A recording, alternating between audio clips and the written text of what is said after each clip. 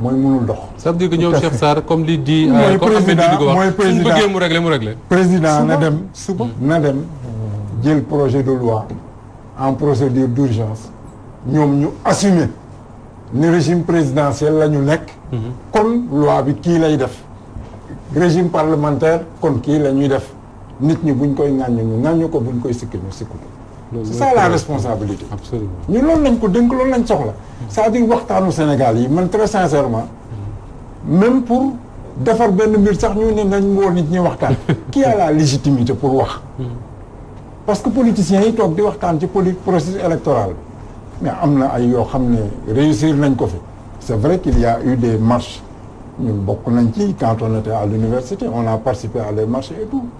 mais à un moment donné dafa am ay hypothèses yoo xam ne man duma ko nangu ñaata association sportive et culturelle ñoo am Sénégal. bëri na. est-ce que tax na association sportive et culturelle ñàkk solo parce que association sportive et culturelle yaa am ay équipes yu baax de football. ñu développé ay activités économiques phase ñooñu. boo leen gisee nga ràññee leen xam nañ leen ci réew mi. mais y a des associations mornées. il en sera ainsi pour les partis politiques. donc jërul naan dañuy rationaliser. non on ne peut pas on n'a même pas le droit de rationalité c'est la liberté d'association na nit ñi dem mais na état am fulla nag bu tax. mu def ay mandarga yoo xam ne yow boo ko matalewul. la nit ñay def ak fa ñuy waxee mënoo faa ne. mais yaa ngi wax sànq responsabilité est-ce que du loolu li nga wax nii mooy responsabilité ak courage c'est-à-dire que bu président dee woote waxtaan comme yu mel nii ñu woote ñi nga xam ne ñoo dem élection am ay député wala ñu dem élection présidentielle am ay souverain ñu xam ne ñii sénégalais xam ne ni ñii au moins c'est des partis yoo xam ne concourir nañ au suffrage universel. xam nga liy structurer les partis politiques. c'est les projets de société yi ñuy yor. te projet de société yooyu ñuy yor dafa am théorie bu koy sous-tendre loolu mooy andi idéologie léegi ñun amatuñu idéologie ñoom boo leen déggee ñuy wax compartimentation bi ñu am ñoom ay ñi ànd ak pouvoir ñi nekk opposition les non alignés mun nga sax génnee ñoo xam ne c'est des opposants de l'opposition qu'est-ce que ça signifie nga jël ñu ñooñu ñëpp nag teg leen ci benn table ñu méngoo quand celui-là représente un Idrissa Seck qui a été un deuxième. Quand l'IR est là-bas représente un parti qui est le premier parti à l'Assemblée. À l'Assemblée. Est-ce que ñoo war a tolloo kaddu ak ka nga xam ne dafa am juste un parti parce que am na récépissé. ça pose problème. non parce que la légitimité la ñu war a jël ñu méngale ko ak ay mandarga yooyu li ci jiitu. mooy nga bokk ci élection am résultat ñu natt sa doole xam li nga représenté. parce que le parti politique en soi. légitimité mu ngi koy jële ci ñàkk wóolu yaakaar ko. très bien alors am na loo xam ne waxtu mi ngi daw te il faut ñu waxtaane ko muy mbirum bulletin unique bi fi tudd sànq mais nañu taxaw d'abord ci As Babacar ci loo xam ne wax nga sànq ne waxtaan ngeen ci ba daanaka juboo ngeen ci muy falum maire ci Sénégal. ñu ne dañuy fal maire yi au suffrage universel direct comme ni ñuy fale président de la République. am benn responsable APR xam naa mi ngi may dégg mu ne ma loolu danger bu mag la te jar naa def attention alors lan moo leen gêner ci ni ñuy fale maire ci Sénégal nii jamono ji ba ngeen bëgg ñu koy fal ci suffrage universel direct. mais pourtant sànq bi may wax. cof naa ci tuuti c'est-à-dire que ci système bi ñu doon fale. da ngay gis sax du mu tudd ay nit ñi nga xam ni dañuy làqatu ci ay liste nekk 4e position wala 5e position. ba yëf yi pare ñu ni peut-être jënd vote yi daal di jiitu. c'est-à-dire que le vote citoyen n'était pas protégé, était toujours dévoyé te loolu nag lu doy waar la muy benn. ñu yaakaar ni donc bu fekkente ni dañuy dem ci élection yi xam ni. peuple bi dina xam ni kat Babacar mii moo bëgg a doon seen maire. ab photom nekk ci bulletin ba moo xam multiple la moo xam unique la. ak Cheikh Sarr mii lay xëccool bu boobaa. ñoom daañu xam ni kii la ñuy woteel te buñ ko votelee bu jàllee kenn du ko mën a jële ci loolu donc moi je pense que c'est une avancée démocratique bu am solo te acteurs politiques yi nga xam ni de tous bords. vivre nañu loolu xam nañu ni avancée démocratique. pourtant As Babacar de tout temps bu ñu jëmee élection locale. daanaka boo xoolee liste yi xool parti di nga xam ne Ahmed Ndir mi su PDS gagné ci Rufisque mooy nekk maire loolu ñiy voté daanaka dañ koy xam très souvent. Ahmed Ndir mu ngi tëngee. dina la expliquer. ki fa nekk maire tey ji fan la jaar ba nekk maire. moom xam na ko. ñaata conseiller la amoon. ak fan la jaar ba nekk maire. donc loolu moo fi nekk. donc moi je pense que loolu avancé la problème bi kay mu ngi nekk rek. ci li ma wax. adjoint yi nga xam ni ñoo topp seen ginnaaw nan la ñuy def ba buñ leen falee. mu bañ a gàllankoor système bi. te it maire boobu nga xam ne dañ koy fal par suffrage universel direct ñu ngi xalaat. pour encadrer ko mu bañ a nekk ab monarque. parce que déjà am na ci ay maires yi xam ne donte ni. suffrage universel indirect la fa ñu nekk. ay buur lañ fa nekk. donc tey jii bu dee dolli nañu loolu. nga xam ni presque nañuy fale président de la république noonu lañ leen di fale est-ce que sax président de la république ab ministre. de l'intérieur wala keneen mën na ñoom ci ñoom dara. parce que dañuy jël suffrage bi jóge ci peuple bi donc ñoo tax ñu ngi xalaat même xam nga même les mairies. chaque mairie. chaque conseil municipal mën na defal un règlement intérieur. ci ni muy doxalee. mais malheureusement dans les 552 communes est-ce que am na ñu ko ci def wóoruma moo tax même dans ce dialogue là pour dire encore comment c'est intéressant on a mis sur place un comité. qui va réfléchir ci benn règlement intérieur standard bi nga xam ne yooyu yëpp pour jéem a tënk maire bi. ci yu bare donc ñu ngi waxtaan nan la ñu encadrer ses pouvoirs. Babacar li ngeen jot a waxtaan est-ce que tey su fekkee ne junjoon nga ko sànq mais ñu leeralaat ko rek su fekkee ne maire dëkk sàngam. dañ kaa fal ci suffrage universel direct maanaam population yi ñoo xam ne kii mooy candidat pour nekk maire. ñu xëccoog Moustapha Diop wala Samba Ndiaye ñu wooteel ko moom mu gagné. kooku noonu ñu dem ba ci digg mandat mu am tolof. nan la ñuy def dañuy jël ci adjoint yi ñu remplacer ko wala dañuy organiser waat élection pour falaat maire. loolu moo tax fokk ñu déggoo ci nan la ñuy falee adjoint ñun opposition ak majorité dañuy wax ni.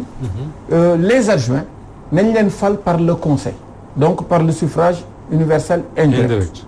waaye bu ñu leen falee ci loolu. cas boobu ngay wax bu amee. lii am mooy. comme kii suffrage universel direct la kii indirect la.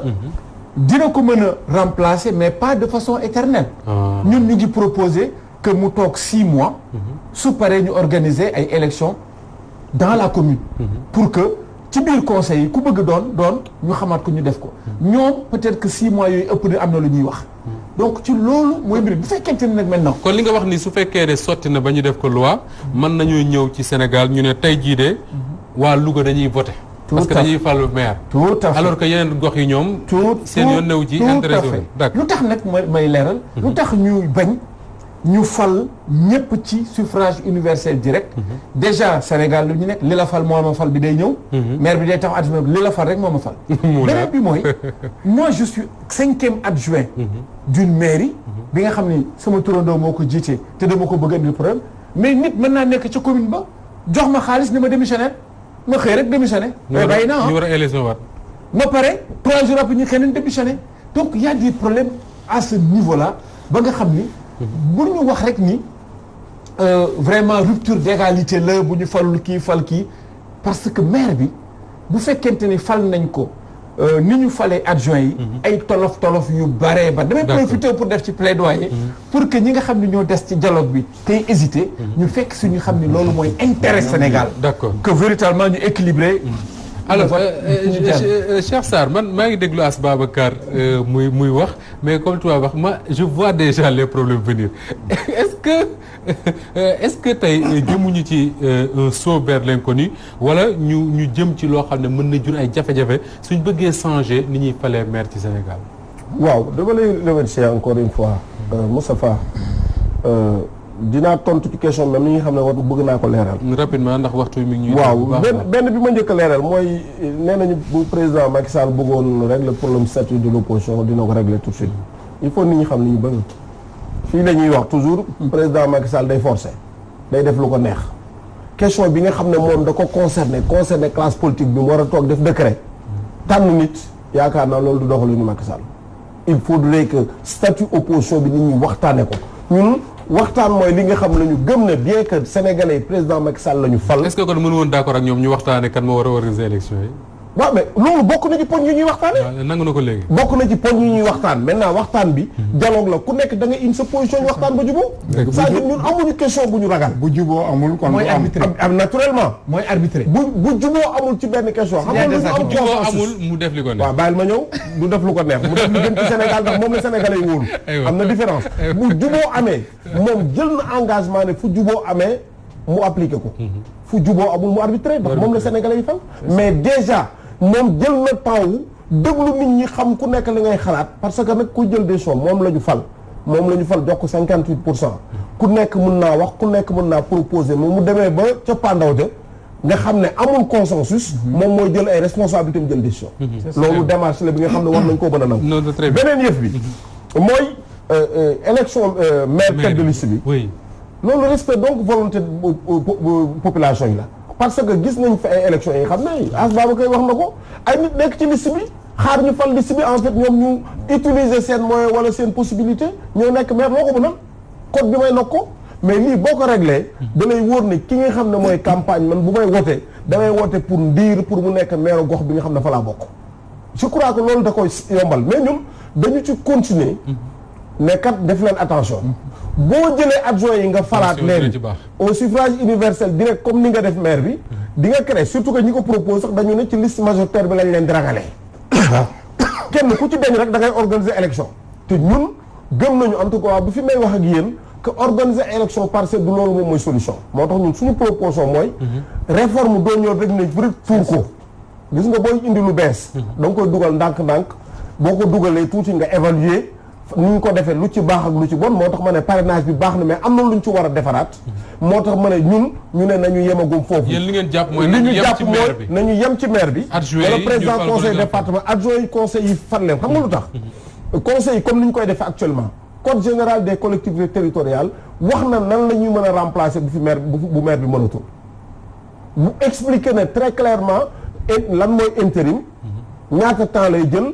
mais ki fi nekk intérim lan la mën ak lan la mënul mais ki koy remplacer lan lay mën ak lan la mënul xam nga lu tax dañu bëgg dugal benn bi li ñuy wax réforme da nga koy dugal en fait d'une manière graduelle dugal ko xool lan moo ci baax ak lan moo bon nga soog a avancer ci leneen parce que mën nañ fi am blocage bi nga xam ne comme lu bees la comme ni nga ko waxee blocage bi nga xam ne mën na tere sax collectivité yi liggéey te réforme nag da ngay xool ñi koy ndax am na fu ñu koy utiliser nga évaluer nga xool ñooñu nan lañ koy defee mais nga dugal ko mais da nga koy dugal ndànk-ndànk moo tax ñun fi ñu toll suñu position mooy adjoint yi nañ leen élire par conseil municipal bi wala conseil départemental bi maire bi moom maire bi au suffrage universel direct maintenant remplacement bi day yomb parce que doo fi soxla organiser beneen élection maintenant beneen élément bi may loolu li indi pour ma terminer Moustapha maa ngi gis nga xool sa moom mais il faut aussi ci code général des collectivités territoriales ñu encadrer relation yi diggante maire bi parce que le code dit déjà ci li ci nekk mooy le maire est l'organe exécutif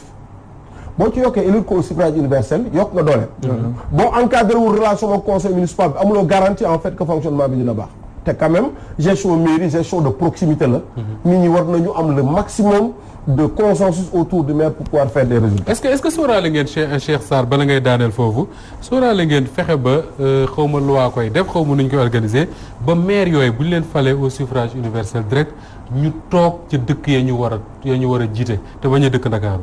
waaw de loolu ñu dëkk ci biir réew mi. non Moussa Ba dëkk ci gox bi ñu fale la xaw ma sax ñëw woon sax tudd dëkk ndax dëkk boo tudd ñu yaakaar kenn waaw léegi Babacar may na ma ñu fal la maire Fatick nee la da ngaa amoon kër Dakar da ngay ñibbi Fatick toog fa mais maire mun naa toog physiquement liggéey mais maire mën naa bañ a toog physiquement liggéey ci dëkk bi c'est-à-dire toog bi warta nekk li nga xam ne c'est une obligation pour nga am résultat li tax may laaj loolu Cheikh Sarr moo di ne dañu seetlu ci dëkk yu bari maire yi dañuy nekk Ndakaaru xëy na maire ministre la wala maire député wala leneen am ay adjoint yu fa nekk di saax-saaxee dëkk ba surtout suuf si nag di ko saaxee nu mu leen neexee loolu c'est une réalité au Sénégal. te dama yaakaar ne bu ñu dee def ay réformes war nañoo lijjanti lu mën a arrêté loolu. mais Moustapha loolu du ci maire bi dëkk fi bañ fee nekk. en fait moom maire bi mooy organe exécutif bi. moom yan pouvoir la délégué ñooñu ba ñu am possibilité def loolu. mën na faa nekk ñu koy def. tout à fait. ndax moom mooy responsable c'est l'organe exécutif loolu article la ci code général des collectivités territoriales. donc c'est pas une question de présence ou d'absence. mais question de délégation la boo délégué toogee bu ñu toogee man ak yow. di fanaan ci benn kër ma délégué la yenn pouvoir yi nga xam ne pouvoir may na la yow nga mën a jënd suuf jaay suuf. nga délégué mais pouvoir loo ko def aussi sama responsabilité la. nga délégué ma pouvoir dóore. alors Ahmed Ndir alors ci sa mi ngi tudd sànq ni ngeen falee maire yéen foofu lee ca Rufisque ci sa expérience des collectivités locales est-ce que yaakaar nga ne tey lu pertinent la ñu fal suñu maire yi au suffrage universel direct maire yi ak président de conseil départemental. waaw Moustapha defe naa ñun politiciens yi. xam nga yow li nga politiqueul moo tax. mais man personnellement bëggul sama agenda en tout cas. waaw bëggoon naa comme sa classe ki ak ñi politique. vraiment ñu dalal seen xel si loolu. ñun ñii politique yëpp maase nañ si ne. xam nga tey ni ñuy fale maire du sa kàddu yow du suffrage universel direct. le suffrage est délégué c'est un suffrage universel indirect. da ngay fal liste ba pare liste boobu noonu moo lay tànnal. ki lay jiite. donc loolu du yow bëgg-bëggu nit ñi. benn groupe mooy tase fële dàq la complot dàq la kile dàq lii ni bu ñu jëlee maire bi. ne diw la ñu bëgg mu jiite ñëpp xame ka noonu. ñu wateel ko wala ñu ñàkk a wateel ay la yéwén avancé la ci démocratie na seen xel dal ci loolu bu baax xam nga yu sew def naa yow yaa ngi wax loolu sànq. dafa bari ci élection maire. da cee bari. daf ci bari. da ngay am ñaari nit wala yow sax mu wóor la ne mënuloo jàll nga jël nit mbubboo ko jiital ko boo paree nga dal di ko am yoo ko def pour daf ci bari yu kilo alors ba tax na bu fekkente ne nit ñi léegi dañu man ñoom ñu xam ne diw mii lanu fi teg Ahmed da leen bëggoon mu nekk maire yeen nit ñi ànd nañ ci baax na nit ñi àndun ci mais dañ koy sanctionner ne bëggunu ko mu dal di leer ndañ amul jeu amul kile maintenant man si loolu. ñun dañu am benn. boobu dialogue de yaa ngi dialogue. non. man baax na non lu baax ngay def lu baax ngay wax li ngay def lu baax la yaa ngi dialogue. non du gëm la kile. je dis PDS ñun non seulement waxaat naa sànq ne bu ñu reporter élection yi tegul fenn defe naa loolu ba léegi kenn dindiw ko. du texte dindiw après. du texte. excuse-moi du loi.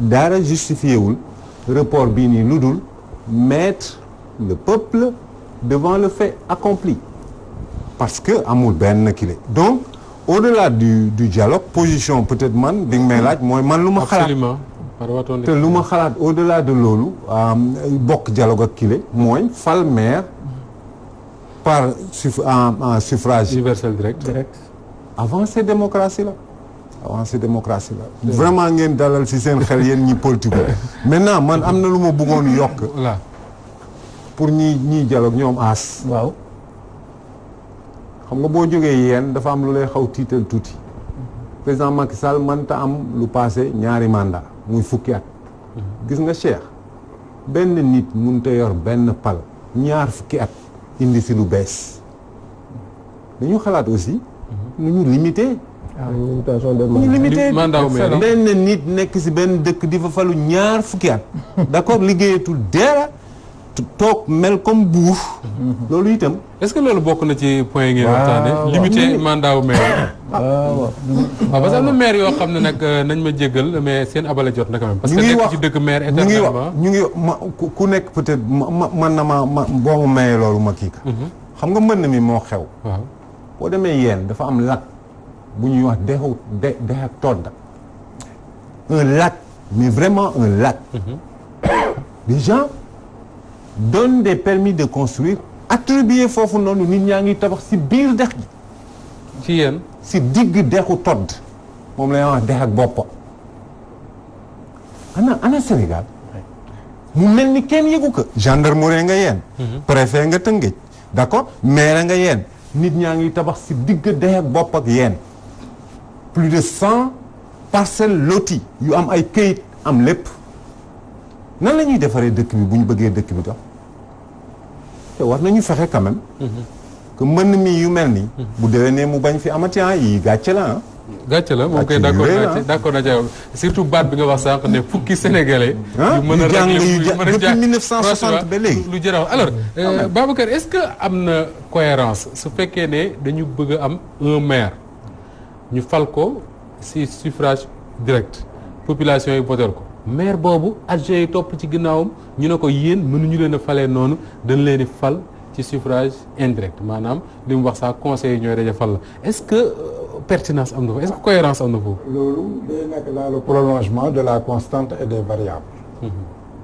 ndax bu boobaa le maire sera une constante. Les adjoints seront des variables. ak tout ce que ça peut apporter.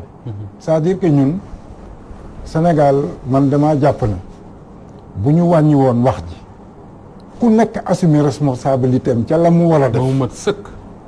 te ñu nangoo xool suñu bopp xam suñu problème fan la ne ndax yàlla xam na ne gis nga li ñuy wax ni yëpp ce n'est rien d'autre qu'une question éthique gis nga transhumance bi ay jënd ay conseillers loolu mooy question éthique boo xam ne dañ ko réglé wul ci politique bi te éthique nag kenn mënu ko bind ci loi te di nga bind téeméeri loi du sotti du mos a sotti parce que le meilleur exemple que je veux donner ci wàllu paline bi ñuy wax nii le président américain il est élu comment?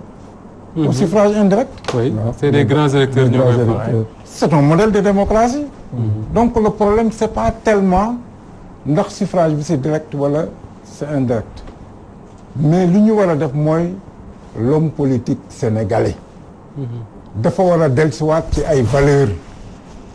dafa war a dellusi ci éthique. parce que quelle que soit la qualité des lois yu ñuy def. kooku c'est un contenant.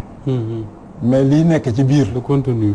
nit ki bu fekkee ne ba mu ñëw toog positionné wu ci opposition ñaan ay baat ba ñu fal ko mu xëy le lendemain boobu nga ko jox.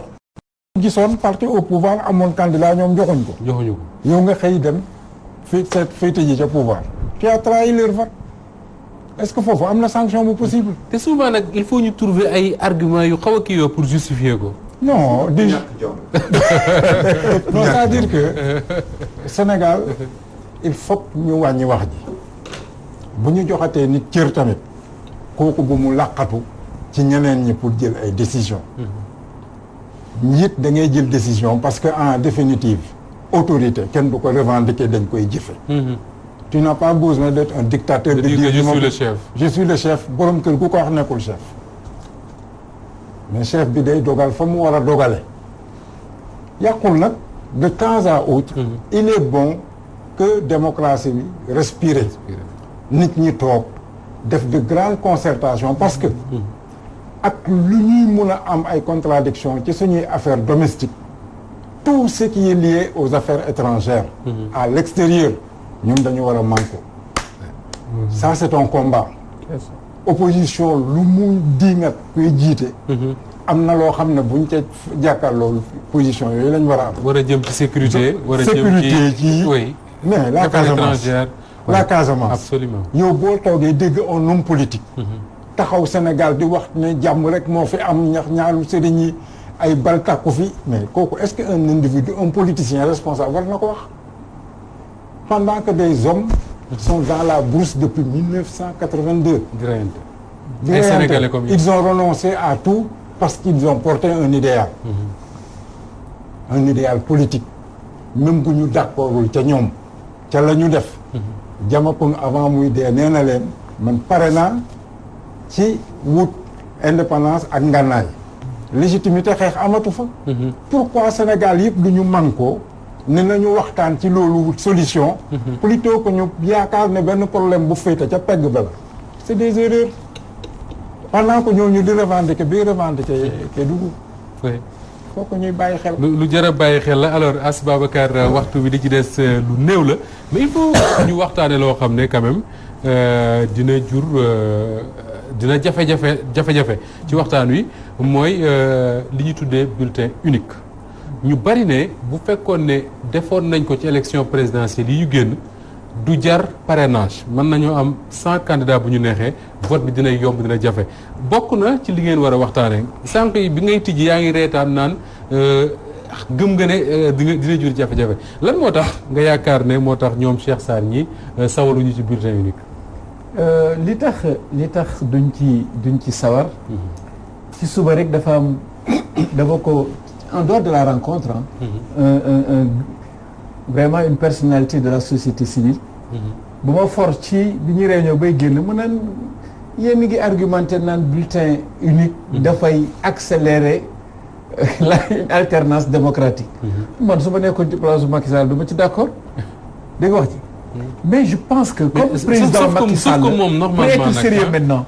comme le président Macky Sall nee na nekkatuma ci lu may njuuj njaaj. dama koy dëggal. je pense véritablement que occasion mënul gën a rafet occasion bi. bu fekkente ni appliqué nañu le bulletin unique. c'est-à-dire que su fekkente ni fekk si nañ ci lii. ñu waxtaan si parce que ñu ciy discuter c'est pas encore un point de désaccord. Oui. mais bu yàlla defoo ñu déggoo ci. ba suñu mbokk yi fekk suñu ci loolu. man dinaa am yàqin ni wax dëgg yàlla le président Macky Sall est en train de travailler pour le futur mais pas pour lui-même mais nag. dama ci xaw a ñaaw njortu tuuti. parce que li nga xam ne moom la majorité indi. comme ay avantages. moom ci bulletin multiple la ko indi. ndax bulletin unique sax boole woo ko ci ay waxtaan. bi ngeen di waxtaan ba léegi ñoom ñëwee li ñuy wax ci juróom-benni poñ yi nga xam ni pour dëggal ni. bulletin multiple daal moo baax. bi ci jëkk mooy dañ ni bulletin unique bulletin multiple. dañ ko yàgg utiliser ci Sénégal mooy premier avantage. di fàttali ne pour ñi seetaan quand même que ni bulletin unique mooy bu ñu demee élection benn liste rek la ñuy jël. exactement bu toll nii. def ci photo As Babacar photo Cheikh Sarr photo Ahmed Dir photo Babacar nga xam ne man miy voté su ma ñëwee jërul may tànn benn damay jël big rek daal di def fa ma photo ka ma war a defal daal di lem lépp dugal ci am. tout à fait loolu la ñuy woowee bulletin unique. loolu la mais ñoom li ñuy xalaat ci seen avantage. gàtt temps bi mu xam naa ne moo gàtt. mais deuxième avantage parce que ñun tamit dañuy dégloonte. bu fekkente ni convaincre lañ leen ci ay mbir ñu fekk suñu ñoom buñ ñu convaincre ñun buñ leen convaincre ñu fekk loolu la ñuy doxalee ba léegi. mais defe naa ci lii bu ñu tegee suñu ay avantage ak suñuy inconvénients bu dee wax dëgg yàlla Sénégal tax ñu dañu fekk si. ndax man bi ma passé en revue seen ay avantage ci lële. bu njëkk bi mooy bulletin boobu yàgg nañ ko def. deuxièmement mooy bulletin bi moo permettre mu am ay alternance mais ñaata alternance en 60 ans. beneen bi mooy ñu ni bulletin nul yi du bëri. beneen bi mooy ñu ni coût bi dafa raisonnable. beneen bi ñu ni Sénégal yi dañoo am habitude pour bulletin ba la ñu am habitude. beneen bi mooy dañuy consacrer le principe de la liste gagnante. xam nga yooyu ay avantages da nga xam ni wax dëgg yàlla. moom la ñu miin moo fi def li encore que ñun nag li nga xam ne moom la ñu indi ci bulletin unique bi. dañoo yaakaar ni déjà am na économie d'échelle bu doy waar. par rapport ak li nga wax léegi. benn feuille bi nga xam ne dañ ciy def ñëpp. en tout cas li ñuy tiré ci imprimerie moom li muy tiré dootul ko bëri. donte ni am nañu benn argument bu ñuy wan ni am na ci yenn dëkk yi nga xam ni am na 800 candidats ay cahier lay nekk. mais Sénégal wax dëgg yàlla du ñu egg fu ñuy amee ay 800 candidats ci mënu nekk ci ay présidentielles. donc ñun dina am économie d'échelle. dina renforcer la démocratie c'est clair beneen bi dina réduire l'achat de conscience parce que nan la ñuy doxalee. tey jii. mooy bu fekkee ñun juróom ñooy xëccoo dañ naan la duggal indil ma yeneen ñeenti bulletins yi nga andi ko joxe ñu jox la xaalis. bu dee nag benn bulletin la ñëpp nekk ñi ngay coché. loolu mënatul am boo coché benn du génn. beneen bi aussi mooy dina am égalité pour tous les candidats maanaam du ñu am ñu naan à Touba à 11h bulletin Idrissa Seck egseegul. bulletin diw moo ñëw yëpp bulletin yëpp fay nekk ndoo benn yoon xam nga loolu avantage am na avantage écologique. buñ koy wax dañuy reetaan. mais xam nañu ni le monde est régi par la photosynthèse. am na ci ay forêt amazonienne ak yeneen forêt yi ay patrimoine international ñëpp a ko bokk mondial. te këyit gi nga xam ne moom la ñuy utiliser ci ay garab lay jógee nag. te économie boobu dafa am solo donc y a même un aspect écologique par rapport à ça. gis nañu aussi effectivité bulletin dans les bureaux de vote ak égalité bi nga xam ni moom mooy am aussi ci candidats yi donc bare na ay mbir yëpp surtout pour la démocratie pour vraiment booster la démocratie dafa am solo pour ñu def bulletin unique. D'accord. moo tax ñu li ñu bëgg ci ñoom aussi. li ñu bëgg ci ñoom attention. ñu ngi jëm ci ay local est-ce que bulletin unique mën nañ ko utiliser ci local est-ce que mën nañ ko utiliser ci élection législative est-ce que présidentielle la est-ce que duñu jël ñetti tableau bu ci nekk ñu xool faisabilité bi. peut-être que ñun opposition mën nañu wax ngeen dëgg local bi mën nañ koo bàyyi bañ koo def. législative peut-être mën nañ koo bàyyi waaye peut-être présidentielle bi war nañ koo def donc si on tombe sur un principe que d'accord nañu ci bulletin unique loolu rek avancé lay nekk bu ko defee nag ñu mettre en place des comités techniques ñu xool loolu. mais buñ ci génnee ci dialogue bi te d'accord ñu ci bulletin unique boobu donte ni Macky Sall le président moom mooy arbitrer ma foofu arbitrage am dañuy xam fi mu jëm peut-être que chef de l'opposition bi wiiri jaari ndaari li nga waxoon defu ko léegi mais dina ko mujj def soit on tombe d'accord il dit ok si on tombe pas d'accord la mu nekk ci xelam ñu xam ko dina ko def mais bulletin unique bi man damaa bëggoon balaa muy egg véritablement ca kaw ñu waxtaane ko ba wax sénégalais ni on am nañu consensus sur le principe du bulletin unique et que la faisabilité ak temps bu mu jël daañ ko xool mais daañ ko def Cheikh Sarr est-ce que avancer pour avancer est-ce que yaakaar nga ni position wu Benno Bokk Yaakaar mën na évoluer ba avantage yi ñuy wax Babacar di wax si bulletin unique ngeen teg ko ci ngeen teg ci bulletin multiple ba yéen seen position évoluer vers le bulletin unique wala lu ngeen exclure totalement la. waaw non dama bëgg Moustapha As Babacar sama grand fi mu may bëgg a dugal sës ma ci miir bi xam nga duma fa taxaw fi mu toll dama bëgg tiijal ma taxañ ma sës ma ci miir bi yow rek nga koy jàppale di ma ci bëgg a dugal waxuma loolu dafa joxe ay argument yi tax mu ne moom bulletin unique la bëgg waaw man d'abord li may dëkk laaj mooy d'abord dama bëgg a wax benn yëf utiliser bulletin unique du baromètre démocratie dëkk yi koy utiliser ñu ngi ko commencé Afrique à partir de 1990 bi ñu amee sommet de la Baule bi amoon ak tubaab yi ñu imposé yenn dëkk yi conférence nationale yi foofu la bulletin unique jóge en Afrique amul benn dëkk bu ñu ma mën a citer démocratie bu raw Sénégal bu am bulletin bu utiliser en fait bulletin unique ñoom ñëpp bu utiliser en fait bi nga xam ne démocratie moo raw démocratie Sénégal en fait te muy utiliser bulletin unique ñii dëkk yi koy utiliser Sénégal leen raw ci wàllu démocratie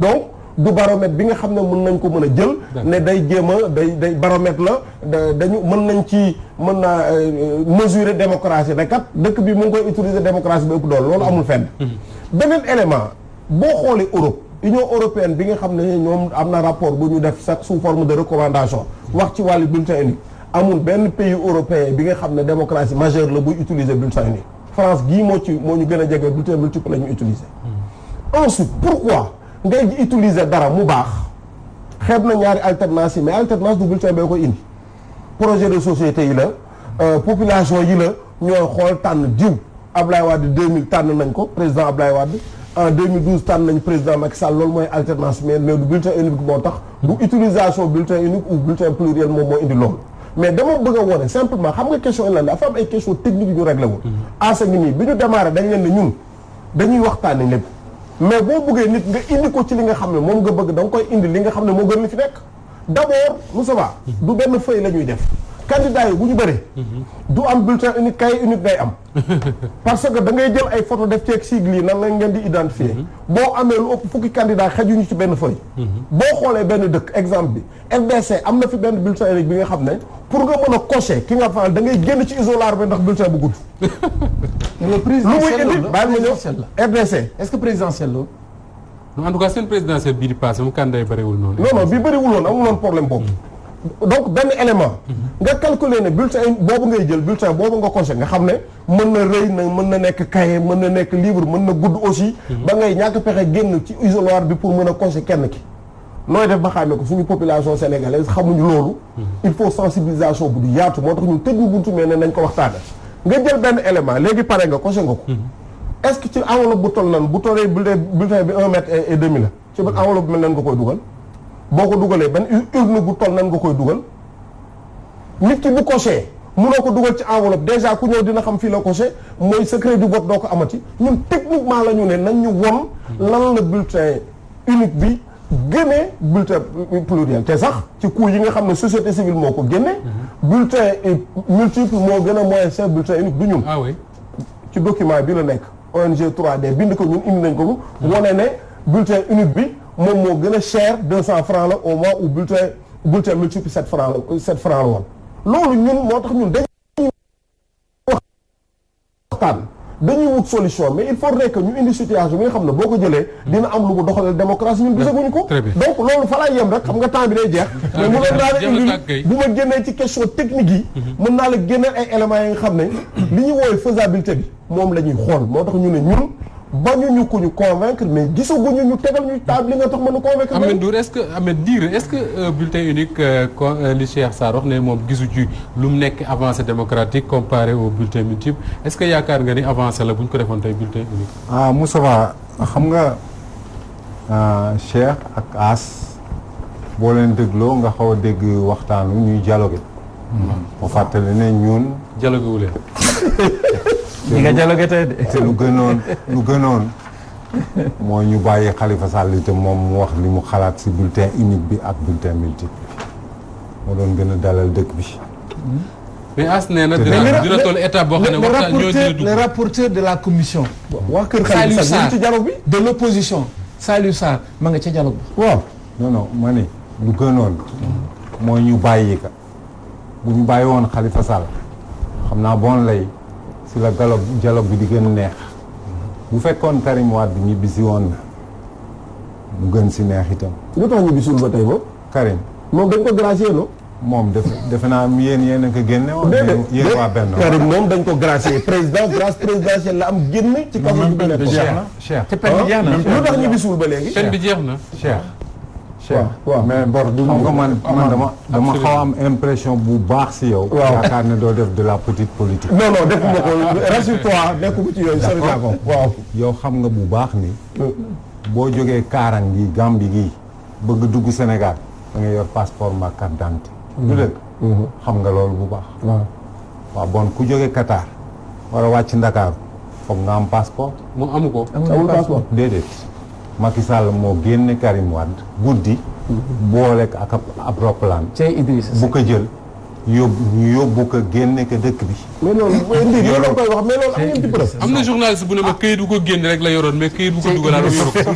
te ku bëgg a ku jóge Kaarang gii bëgg a dugg Sénégal dafa war a am carte d'identité. du dégg nga bu baax Moustapha. dégg naa la bu baax.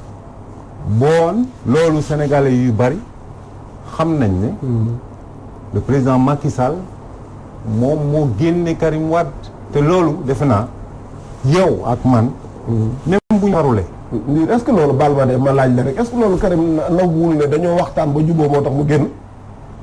non man waxuma loolu te gëwuma loolu Cheikh xam nga damay laaj rek man xam nga ci lu bari moo tax ma lay laaj. alors man aussi li ma def ci temps jeex na mënu ma tijji beneen débat ci Karim Wade dinañ am occasion damay laaj rek dama man fu ma bëggoon daaneel si foofu noonu si bulletin yi mooy nañu fexe dialogue bi ñu yaatugal ko ñu rafetal ko comme ni ko président Macky Sall xalaatoon sa njëlbeen bi mu laa gañ maintenant par rapport ak bulletin yi juste ma dolli si loolu dafa mel ni président bu ñuy politique dañuy jiital constance ak bëgg dëkk bi tabax dëkk bi c'est ça pas tabax ay modèle yu ñuy gagner ay élections le président Macky Sall opposant défendre na fii bulletin unique lii ñoom ñuy wax tey ne baaxul man waxuma ni ñun dialogué wuñu man amuma position wu sama parti bu may wax fii waaye man na maa wax ma ni lii président Macky Sall di bañ tey défendre naka bi mu nekk opposition Moustapha du ñu tabax dëkk bi si nii dañuy muusawante dañuy naxante dañuy seet ni ñu mën a gagner ay élection nañu ko tabax si njub ak constance. très bien Ahmed Ndir bu parti démocrate sénégalais alors Babacar ñu tëj. pour jàngaat waxtaan wi. est-ce que soo gisee le président Macky Sall As Babacar mi wax ne moment unique la pour ñu pousser yenn réforme su koy wax dafa jàpp ne c'est un président qui entame son dernier mandat. Est-ce que ba Macky Sall faloo ba léegi acte yi muy posé da nga ci gis acte président buy def un dernier mandat. ah man dëgg moom laa gis. très sincèrement. moom laa gis parce que fii toogoon naa fii ci ba Ablaye Wade di wut 3e mandat. man na c'est lui-même qui s'est tiré une balle dans le pied. te ba keroog muy am. man gëmuma woon ak expérience bi Ablaye Wade am te dina risqué wuute ci 3e mandat. malheureusement. li xew le Messi nit ñi weddi nañ ko benn période. il a fallu du temps pour mu amaat réhabilitation. gëm naa nag ne fii ñoom as di woo ndiir te wuyuwu leen ca man gëm naa ne ci inauguration Massalikul Jinaan vendredi 27 vendredi 27 il peut se passer une chose mënuma caa sori mais yaakaar naa ko ci suma calcul c'est bien possible mooy li gën ci parce que il faut que ñu décrisper absolument il faut que tamit ñu moytu yenn situation yi parce que Sénégal dafa mel ni ñun du ñu nangoo am une démarche scientifique xam nga jaay nañ ñu fi ci élection locale nañu wéy balaa on s'est retrouvé avec 2700 listes loolu buñ ko toppee fan la élection jëm mais est-ce que tu sais boo defee le prorata des nombre de communes yi am ak listes yi nga diviser ko ratio on avait 5 listes par commune et le problème c'est pas un problème. C'est pas un problème parce que quand tu réfléchis au niveau macroéconomique nga wax 2700 sur l'ensemble du territoire mais tu sais bien que il y a beaucoup de listes yu nekk Fatick te nekkuñu Dakar yu nekk Kaolack te nekkuñu feneen donc mooy comme ni mu doon wax rek c'est-à-dire si on se base sur les cas exceptionnels une élection boo xam ne dañuy bind liste boo xam ne day génn bu wala doo ko mun wala mu mujj nekk kaye loolu ci obtient l'effet pervers du choix technologique ba nga defoon ndax choix boo munti jël dafay am ci ay dimensions ay conditions yu muy opérationnel ak foo xam ne dootul opérationnel mais man en toute sincérité je suis ni chaud ni froid par rapport à un bulletin unique mais par contre li ma mënul nangu mooy les démocraties tropicales là il faut que ñu moytu loolu ñun ñu nekk ñoo xam ne mënuñoo bind constitution comprendre ko benn phrase atum lëmm réew mi yëpp di ci waxtaan pour dire simplement loo xam ne un élève de CM2 mun na ko comprendre nga andi ay constitutionnalistes rek ñuy waxtaan ci loolu kooku c'est les nouvelles formes de non non attention loolu c'est produit par des laboratoires bañ mënatulee organiser ay coup d'état parce que même Union africaine comme buñ ko yow doo boo faloo duñ la reconnaître ils sont obligés de changer de système le nouveau système c'est quoi est-ce que da nga ragal ne d'ici 2024 mën nañ fi toogaat di interpréter constitution non am na ñoo xam ne ay partisans yoo xam ne ñoom ci la ñu nekk parce que ñoom bëgguñu Macky respecter constitution ba parce que seen intérêt mooy mu toog mais man en âme et conscience peut-être je peux me tromper mais pour tout ce que j'ai vu et entendu j'ai le sentiment que Macky du dem le troisième mandat ñu ngi koy gërëm bu baax moom Babacar Diouf moo nekkoon suñu gantey ci diine ak jamono àndoon ak Ahmed Ndir bu parti démocratique sénégalais Cheikh Sarr jiite ñaq jëriñu bokk ci coalition Benno Bokk Yaakaar ak As